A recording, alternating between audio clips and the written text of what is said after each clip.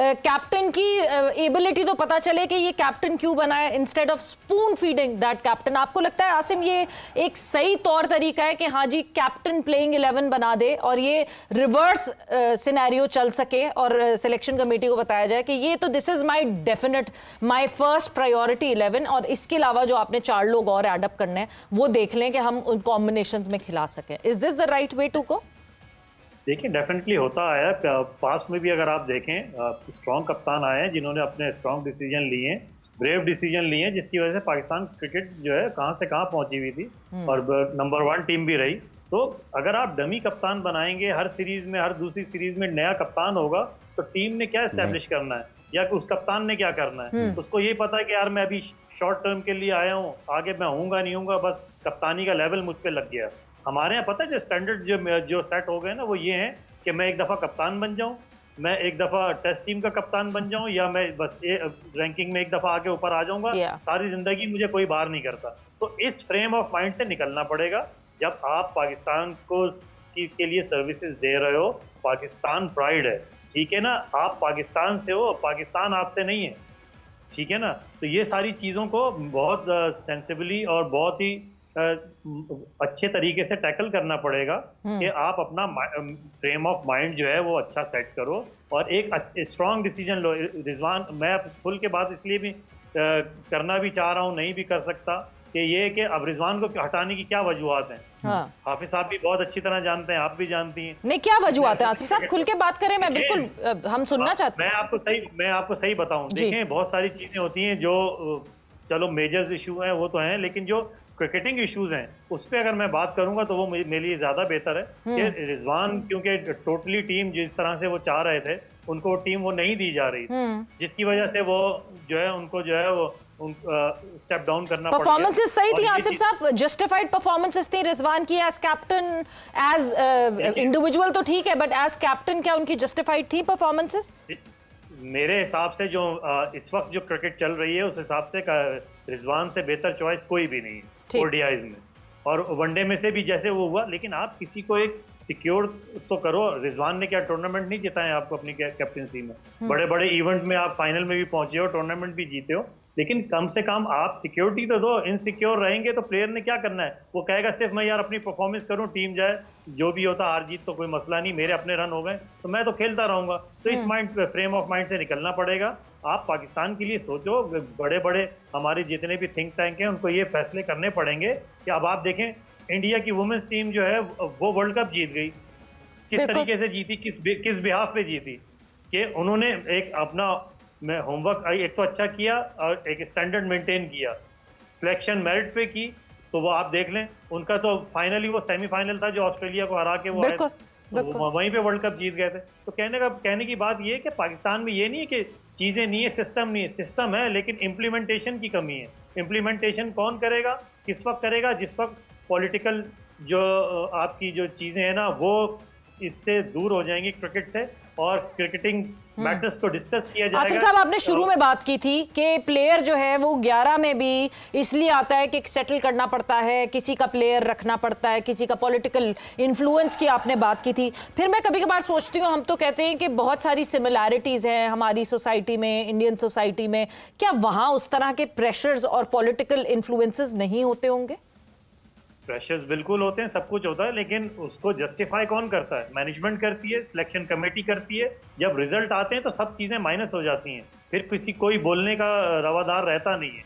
तो आपको जो सीट्स आपके हमारी मैनेजमेंट को या सिलेक्शन कमेटी को मिली है, तो उनको ये चीज़ें देखनी चाहिए कि अगर परफॉर्मेंसेस अच्छी होंगी, प्लेयर परफॉर्मेंस करेंगे, टूर्नामेंट आप जीतोगे, तो आप भी ज़्यादा देर तक स्टैंड करोगे और जो चीज़ें आप करना चाह रहे हो फिर आप उस पर फोकस कर सकते हो।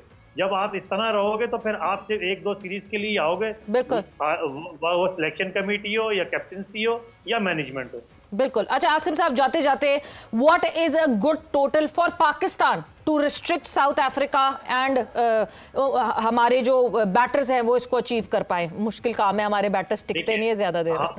हमारे लिए सबसे बड़ी चीज ये है कि एक तो हमारी सूटेबल कंडीशंस हैं अपनी, ठीक है, लेकिन इसके लिए भी आपको पार्टनरशिप्स करनी पड़ेंगी 250 260। तो फिर आप लड़के और पार्टनरशिप छोटी छोटी करके बना सकते हैं, लेकिन 280 प्लस या 75 होंगे तो ये एक अच्छा टोटल होगा, और इसके लिए आपको बहुत एक्स्ट्राऑर्डिनरी एफर्ट करनी पड़ेगी। सबसे पहले तो the playing 11 that we have played today, सबसे पहले तो are you satisfied with that? Playing 11 हम स्क्रीन पे लोगों को दिखा देते हैं एंड देन फर्दर ऑन जो है हम उसके हवाले से जो है वो डिस्कस करेंगे। पाकिस्तान टीम की बात कर ले तो यस, फ़खर जमान, बाबर आजम, फ़खर जमान, साइम अयूब, बाबर आजम, मोहम्मद रिजवान, सलमान अली आगा, हुसैन तलत एंट्री मारते हैं, Hasan Nawaz, Mohammad Nawaz, Shaheen Shah Afridi, Naseem Shah and Abrar Ahmed. So this is the 11।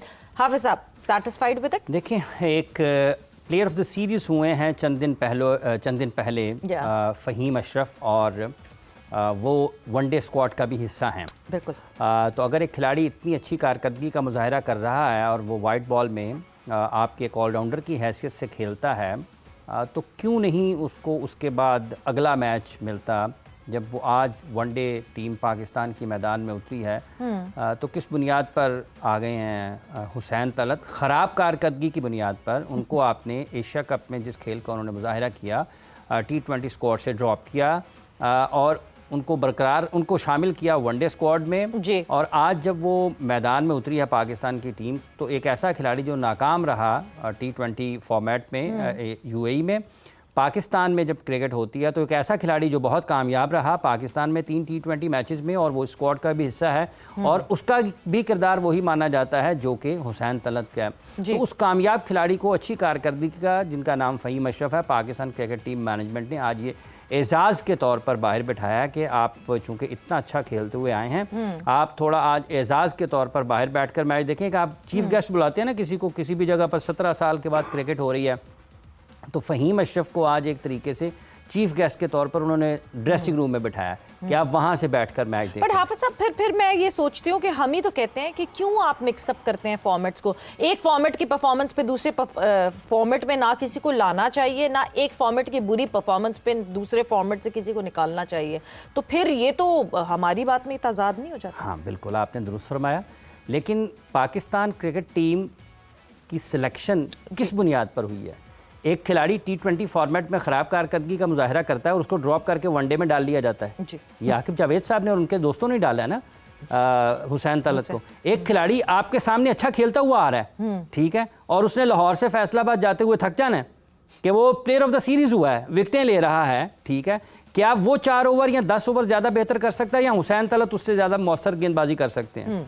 क्या हुसैन तलत की ज़्यादा बेहतर? जब दो खिलाड़ियों को आप आमने सामने खड़ा कर लें, दोनों को, और दोनों के बारे में आप जो क्रिकेट के माहिरीन हैं उनसे पूछें कि आपके ख्याल में दोनों से कौन बेहतर है दोनों फॉर्मेट्स में, T20 में भी और ODIs में भी इस वक्त, ठीक है, तो लोगों का ख्याल जाएगा यार इसकी करंट फॉर्म भी बेहतर है, वाइट बॉल खेलते हुए आ रहा है, काफ़ी देर से पाकिस्तान के लिए क्रिकेट खेल रहा है, अभी इसने आउट किए हैं, निचले नंबरों पर वो बेहतर बैटिंग भी कर सकता है, तो फिर उसी को जाना चाहिए ना। तजाद का ये मामला नहीं है, तजाद पाकिस्तान क्रिकेट बोर्ड पैदा करता है। आज इन्होंने ना खिलाकर उसको खुद लोगों को मौका दिया ना बात करने का, तो आपकी सिलेक्शन सबसे ज़्यादा सवालिया निशान है इस वक्त, जिसमें कोई आपको मंतक नज़र नहीं आती, क्रिकेटिंग लॉजिक नज़र नहीं आती, और आप हर किसी को खिलाए चले जा रहे हैं, खिलाए चले जा रहे हैं, खिलाए चले जा रहे हैं। आप मिडिल ऑर्डर देखें, सलमान अली आगा, मोहम्मद रिजवान, अगर यहाँ तक आप इसके बाद अगर किसी के ऊपर बात आ गई ना तो फिर बड़ा मुश्किल हो जाएगा पाकिस्तान के लिए किसी भी जगह पर, इवन फैसलाबाद में भी, और इसके अलावा भी। अगर आज इस टीम को देखते हैं ना, हसन नवाज भी अभी नाकाम होते हुए आए ना T20 फॉर्मेट से, स्टेबिलिटी नहीं थी, नहीं ना, तो फिर तो वो भी ड्रॉप हो जाएं। तो ये सिलेक्शन करना प्लेयर्स की, उनकी सलाहियत को देखकर, ये पाकिस्तान क्रिकेट बोर्ड की सिलेक्शन कमेटी का काम है। अगर उनमें ये कंसिस्टेंसी ऑफ सिलेक्शन और स्टेबिलिटी ऑफ प्लेइंग 11 और क्लैरिटी ऑफ प्लेइंग 11, वाकई एक सवालिया निशान तो है कि क्यों, क्या वजह दिख रही है, कौन सा कॉम्बिनेशन ऐसा सेट हो रहा है और कौन सा कॉम्बिनेशन हुसैन तलत के आने से सेट हो जाएगा मगर फ़हीम अशरफ के टीम में आने से नहीं होगा। दो के लाइक टू लाइक रिप्लेसमेंट्स हैं दोनों अगर बात करें, मगर एक परफॉर्मर है और दूसरे परफॉर्मर नहीं है। बात ये बिल्कुल सही है। आसिम कमाल साहब ने हमें ज्वाइन इन किया। आसिम साहब, सबसे पहले तो अस्सलाम वालेकुम and welcome to the show. वालेकुम अस्सलाम व रहमतुल्लाह, बहुत शुक्रिया तो मैं इनवाइट करने का। हाफिज साहब क्या हाल है आपके? अल्हम्दुलिल्लाह, बहुत अरसे बाद आपकी आवाज़ सुनाई दी भैया। आपको भी बड़े अरसे बाद ही देखा है। अल्लामा खैरियत से हैं? अल्हम्दुलिल्लाह।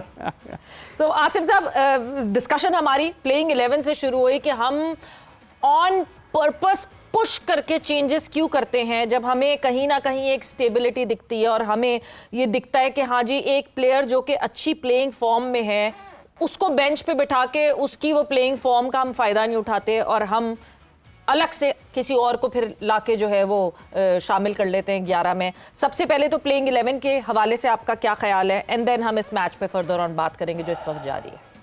देखिए सवेरा, ये आज का इशू नहीं है, ये तो प्रीवियस काफी अरसे से ये सेटबैक चला आ रहा है जिसकी वजह से पाकिस्तान क्रिकेट को इतना नुकसान हुआ है।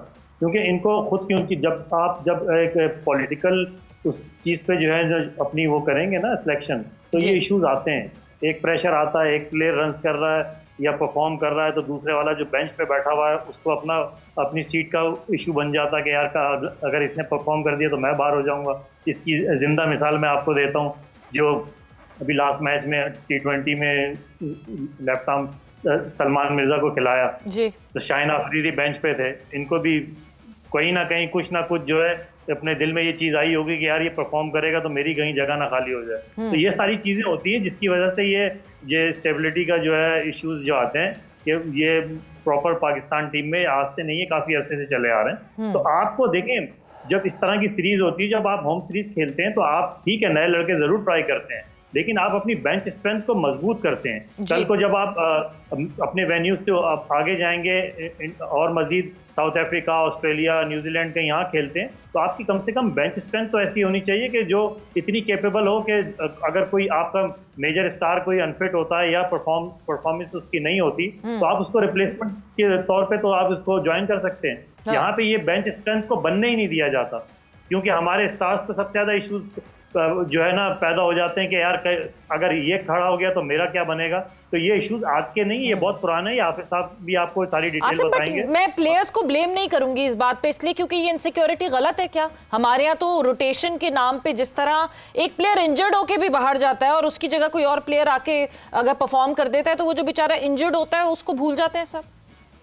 यही तो इशू, यही तो सिस्टम के फ्लॉज हैं जिनको पूरा करना है आपको, कि आप इतनी इनको सिक्योर करें अपने प्लेयर्स को कि यार आपको जब सिलेक्शन दी है।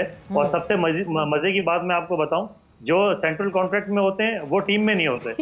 ठीक है, बाहर से बुला के प्लेयर्स को खिलाया जा रहा है। सेंट्रल कॉन्ट्रैक्ट जिनको दिए हैं उनको तो बुलाओ। शादाब खान को सेंट्रल कॉन्ट्रैक्ट दिया हुआ 2 साल से वो टीम में क्या स्क्रीन पे नजर नहीं आते। तो ये सारी चीजें हैं ना। देखिए मैंने आपको जहां बोला ना, जहां से पॉलिटिकल इश्यूज आते हैं, ये चीजें होती हैं, तो फिर आप प्रेशर पे टीम बनाते हो। फिर आप खुल के कोई स्टांस नहीं ले सकते। आपको सिस्टम को अपना बहुत स्ट्रांग करना पड़ेगा और बहुत मेजर स्टेप, बोल्ड स्टेप लेने पड़ेंगे। आप ये छोड़ेंगे कौन क्या है। क्रिकेट से बड़ा कोई स्टार नहीं है। आप परफॉर्म करोगे तो आप स्टार हो। जब परफॉर्मेंस नहीं है तो आप किस चीज की स्टार ही आपकी क्या कोई। आज देखें ना कितने स्टार आपके प्रीवियस जो है आए, परफॉर्मेंस दी, आज उनको कौन नाम लेता? कोई नहीं लेता। वो उस वक्त होता है जब किसी मैच में कोई ऐसा रिकॉर्ड बनता है तो आपको अपने प्रीवियस स्टार याद आते हैं, अदरवाइज तो कोई भी नहीं। जो कहते हैं ना, वो जो इन है वो जिन है। बिल्कुल। जो बाहर है वो बिन है। डस्टबिन से ज्यादा उसकी कोई वैल्यू नहीं है।